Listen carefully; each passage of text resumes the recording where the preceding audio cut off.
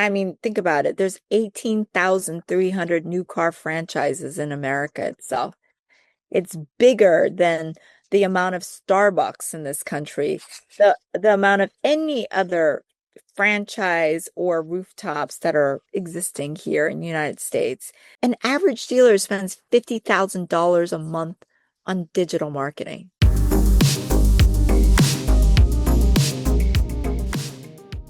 Hi, Diana. Hi, Jamie. How are you?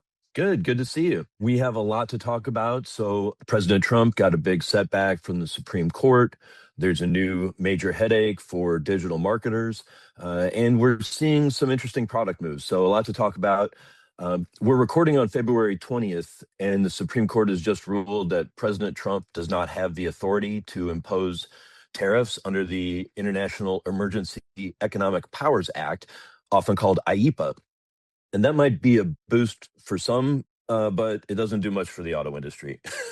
Unfortunately, the tariffs on autos and auto parts, as well as steel and aluminum, were all imposed under a different law. There is a part that allows the president to impose tariffs under the Trade Expansion Act and limit trade. So far, we haven't seen as much inflation, right, on new vehicles as folks expected from all these auto tariffs. But what it's really meant is that automakers have had to eat like tens of billions of dollars in tariff costs. So many people in the past have come to me. They're like, "Do you think that tariffs are going to actually go away?" No, I do not. Okay. It's not going to happen. And so when I hear this ridiculousness out there saying, "Oh, everything's going to go back to normal," no, it's not. It's not going to happen. So this is a new world, just like COVID was a new world. The aftermath of COVID became a new world. And I think with tariffs, we just have to know that in the next 4 years, it's not going away and we have to survive in the world that we're in. And I know what you're saying about like it not being passed down to consumers, but that to me is bullshit too, because there's no manufacturers that continue to eat $1 billion worth of profits every year.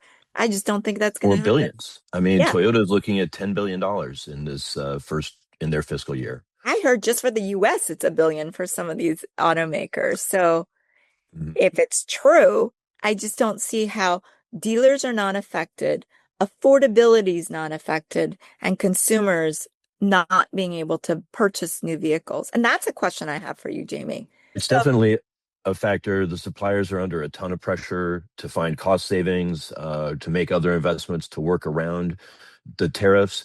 And we're also seeing automakers raise prices in ways that are harder for people to see. So the destination charges keep going up, and that doesn't show up on the MSRP.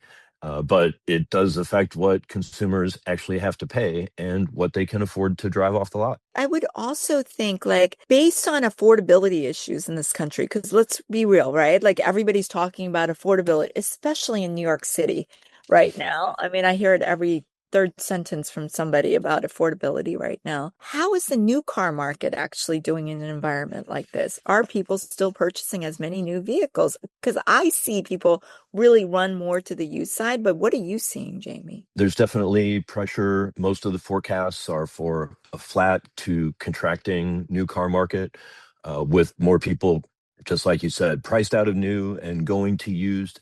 The other thing that's been really interesting over this last half decade, prices jumped so much during COVID and have kind of stayed elevated. The industry is so much more dependent on households making $250,000 and up compared to before, when new vehicle sales were still almost half to households with $100,000 in annual income or less.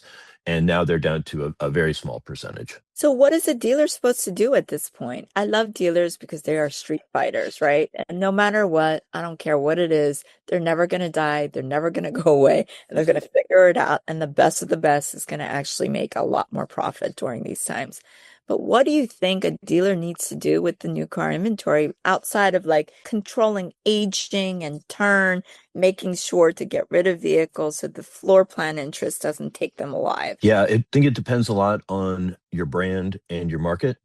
And, if you have a luxury brand in a relatively healthy community, right, you want to lean into that.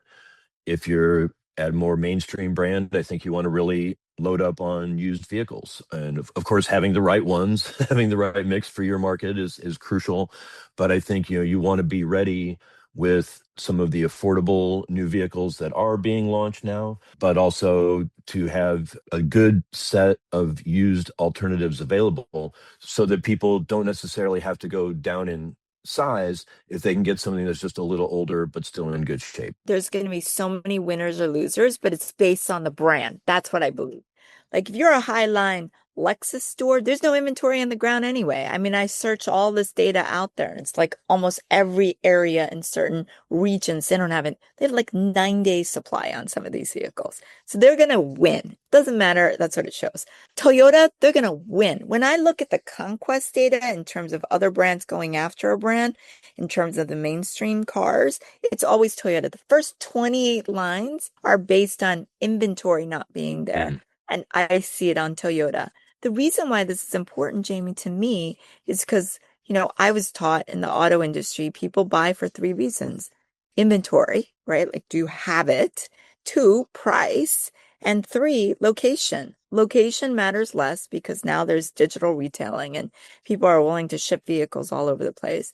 But the first two matter. So when we're talking about whether people have that inventory, what I notice is days of supply is low on Lexus, days of supply is low on Toyota and Honda. Those are the two to beat. And then really, I see like the BMWs on fire on X3 and X5s. It's become a lot more affordable in that price range. So I just see those as winners. And I wonder if some of these other car makers are going to make it in this. It's really tough for the brands that are predominantly built overseas. It's a lot of pressure on Mazda and uh, Mitsubishi and even Subaru. They still import a lot from Japan, and it's hard for them. They can't maintain the growth rates they were seeing before. What about the Germans? What about all of those tariffs that's hitting the Germans right now? Yeah, it's interesting. They do make a lot of vehicles in the US. They have really big plants in the Southeast, but each plant doesn't make the full lineup. And so you can really, crank out the ones that you're making here. But if you're facing 25% tariffs or even 15% tariffs on vehicles from Europe, that's a real challenge. It really puts you at a disadvantage. And then my question then to you, are they going to shrink supply into the United States? Is that going to happen with some of the German brands that are out Yeah, there? I think we're seeing it really across the board. I mean, the Germans, I think the Kia Niro plug-in hybrid, they're dropping that because it's an imported vehicle. I think it's hard to make money on those. So it's really comes down to line by line and how much pain do you have to try to bring something in if it's hard to sell or hard to make money on. My other question is, are they going to shrink dealerships in United States? That's got to be a question that everybody has top of mind. So if you're an underperforming franchise owner of some of these brands, are you going to exist in the next few years? I think that people are going to shut down some of the footprint here in the United States. Are they going to start shutting some of this down, which is obviously a fear of the franchise holder? But how could they not under these conditions? You want to think about it though in longer terms than just through 2028. They believe this won't last forever and they want to be ready when they maybe have a better chance to compete again. We'll see. It's going to be tough. You mentioned the importance of digital marketing Yeah. in shaping the modern auto industry, but I'm hearing a lot more about a new headache for digital marketers. Uh, Always. always Always. something, right? Always. I think there's so many issues going on. And then AI has changed all of the landscapes. Because think about it, we would go on Google and we would basically just use Google as the premier search engine to find a car. I mean, think about it. We weren't going to third-party sites as much as we're going to Google to see your make, model, trim of that vehicle that I'm looking for in that local market area. And yes, a third party entity like a Car Guru's True Car would pop up in my search and then the local dealers near me. But that is all changing overnight. And I feel like some of these dealers, and I'm not talking Toyota and Honda stores because those are the sharpest in the world, I have to tell you. They could tell me stuff about digital marketing. I'm saying some of the other brands that I'm noticing, they're not keeping up with the changing environment. And it's scary out there how AI has influenced that search. I talk to people who use AI as their search engine, and they're like, Yes. I'm never going back, right? Because the bot, whether they use ChatGPT or something else, the bot learns what they like, what they search for, knows their tendencies, and can anticipate them better. And so they just really prefer that. And it becomes a real problem if you're trying to get people to click on stuff through search. Even in news media, we've spent the last, decade or two trying to figure out search engine optimization, SEO. And now I guess we're supposed to learn AEO, answer engine optimization. With all of that landscape changing, I'm seeing a lot more activity towards CTV. But this is the problem with CTV. The markups are just ridiculously high right now. And it's like you can't have performance unless you can do premium. That's the only way.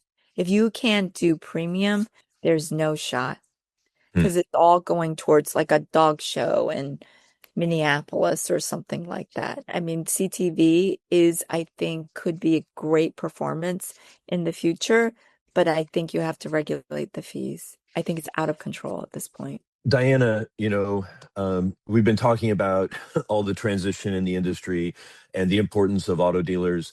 You know, they are really just everywhere in America, aren't they?